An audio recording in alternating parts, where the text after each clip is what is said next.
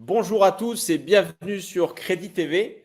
Je suis heureux de vous accueillir pour une nouvelle émission aujourd'hui avec une invitée spéciale. Mais avant toute chose, cette émission est sponsorisée aujourd'hui. Voilà, c'est le Salon du Crédit qui nous fait le plaisir de pousser cette émission et on vous attend bien évidemment tous et toutes le 24 octobre à Paris pour ce salon destiné aux professionnels du crédit et pour voir les évolutions et échanger tous ensemble. Nous pouvons donc rentrer dans le vif du sujet et notre invitée spéciale aujourd'hui est Catherine Descamps de la société L'Envol. Bienvenue Catherine. Bonjour. Catherine est, je crois, savoir qu'elle est experte en neurosciences et en coaching et j'aimerais, le plus simple, c'est que tu te présentes en quelques mots comme tu le souhaites à nos auditeurs et à nos auditrices aujourd'hui. Bien, en effet, je suis donc formatrice, consultante. Je réalise du coaching auprès du particulier, des dirigeants d'entreprise et ou des collaborateurs dans les entreprises. Je mets en place aussi des formations spécifiques et adaptées aux besoins, aux attentes et aux objectifs qui sont fixés par les dirigeants, CODIR, afin de répondre au mieux en travaillant sur tout ce qui est le savoir-être pour développer vraiment le bien-être de chacun, l'implication, la légitimité et les performances dans une structure. Ok, super, merci beaucoup. Ça donne très très envie. Ce que j'aimerais dans un premier temps, Catherine, c'est que tu puisses répondre à une question qu'on se pose relativement souvent. C'est est-ce que tu peux nous dire pourquoi le changement est souvent perçu comme quelque chose de négatif par les personnes? Oui. Le mot changement, déjà, est un mot qui positionne une incertitude. Donc le cerveau, en tous les cas chaque personne, nous réagissons en disant ça va me mettre hors de ma zone de confort, puisque quand je suis dans quelque chose que je connais, que je maîtrise, que je pratique, c'est confortable. Et le mot changement, qui correspond à de l'incertitude, positionne systématiquement la personne dans quelque chose de négatif en disant oh là là, est-ce que je vais y arriver? Qu'est-ce que ça va m'apporter? Etc. Et un certain nombre de questions sont posées. Donc le changement fait peur, d'où la perception comme quelque chose de plutôt négatif. Or, il faut savoir que ce changement fait aussi appel, en deuxième point, ce changement fait aussi appel à le fait de perdre quelque chose. Pour vous donner un ordre d'idée, un exemple, quand je demande à des stagiaires de changer quelque chose sur eux, et ça fait partie de certaines statistiques qui ont été prouvées dans le cadre d'études, notamment dans le domaine des neurosciences, pour analyser le comportement, eh bien, 70% des personnes enlèvent quelque chose qu'elles ont sur elles. D'accord. 25% déplacent quelque chose et seulement 5% des personnes ajoutent quelque chose. Donc, dans l'esprit de la plupart des personnes, changer veut dire perdre quelque chose. Et c'est ce que Ok. ça produit. Voilà, ça crée une crainte, ça crée une impression de lâcher quelque chose. Et donc, c'est ce qui fait peur, c'est ce qui met dans le négatif. Ok, très clair. Donc c'est assez impressionnant quand même comme chiffre. Oui, oui, tout à fait. Et donc, voilà pourquoi il y a toujours des freins au changement et que la nécessité d'explications importantes et positives est à mettre en place.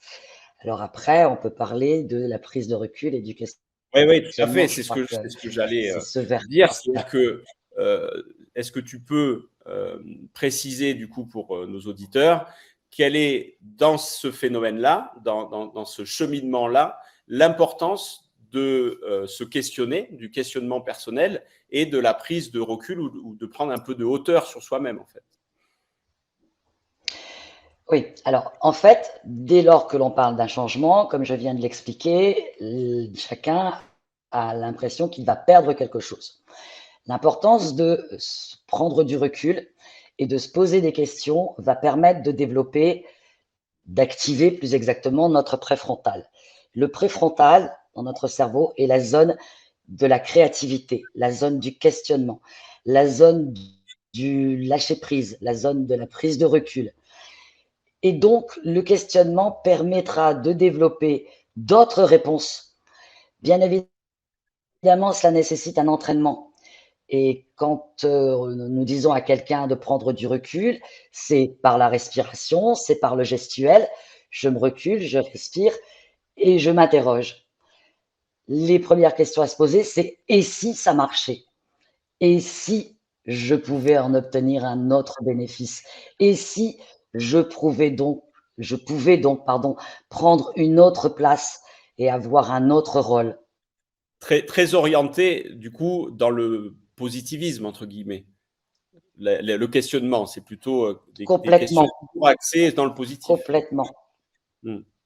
complètement, puisque chacun d'entre nous avançons et fonctionnons par bénéfice. Qu'est-ce que ça peut apporter? Qu'est-ce que ça peut m'apporter? Qu'est-ce que ça peut changer? Qu'est-ce que ça peut développer? Or, le changement va et le fait d'interroger notre préfrontal, le fait de s'interroger, le fait d'activer plus exactement notre préfrontal et donc de s'interroger va me permettre de prendre du recul, va me permettre de développer ma créativité, donc de prendre de nouveaux chemins, de changer de paradigme et d'obtenir de nouveaux résultats. Car Jean d'Ormesson disait, méfiez-vous de l'évidence, elle change continuellement. Et c'est vrai, il y a toujours à apprendre des changements que nous allons adopter dans notre comportement. Et ça va avoir des bénéfices très importants sur notre bien-être. Le fait de développer notre créativité va aussi nous permettre d'ancrer nos hormones du bonheur, de les développer, donc d'obtenir de la réassurance et d'avancer de plus en plus dans un bien-être personnel. D'accord, très clair. Merci beaucoup, Catherine. Du coup, j'imagine que toi, dans ton quotidien de coach et de formatrice sur ces thématiques-là, tu accompagnes des personnes ou des groupes, d'ailleurs, sur enfin, sur le fait de sortir de leur zone de confort. Et donc, j'aimerais que tu nous expliques en quelques mots quels sont les avantages à sortir de cette zone de confort-là et ce que tu en ressors dans tes ateliers de travail avec les groupes de société avec lesquels tu interviens. Oui, en fait, dès lors que des changements doivent se mettre en route dans une entreprise et ou à titre personnel, encore une fois, puisque dans le cadre du coaching, c'est vraiment un travail sur soi, ça permet d'ouvrir. Moi, je donne des clés sur donc l'intelligence émotionnelle.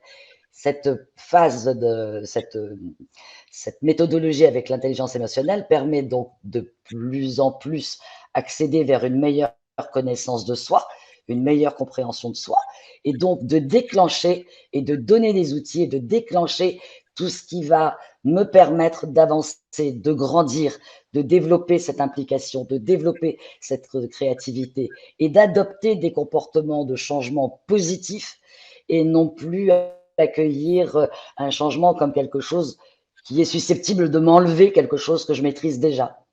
Hmm. Ok, Donc les très outils clair, sont vraiment des outils et des clés basées sur la connaissance de soi et sur quoi activer. super. Et du coup, si nos auditeurs ou auditrices veulent aller plus loin et se posent des questions qui vont être bien évidemment propres et personnelles, ils peuvent te contacter par quel moyen je ne sais pas, tu es peut-être présente sur des réseaux comme Instagram ou autre, je ne sais pas. Alors, je suis présente sur LinkedIn. J'ai évidemment D'accord. un site internet qui se nomme envol-descamps.fr. Mon numéro de téléphone est affiché partout, je peux le redonner, 06 03 99 21 86. Dangereux sous le YouTube. Et voilà, donc un petit mail ou les réseaux. Voilà. Et puis Parfait. Donc, bientôt, nous principalement, allons développer aussi la chaîne YouTube. ok.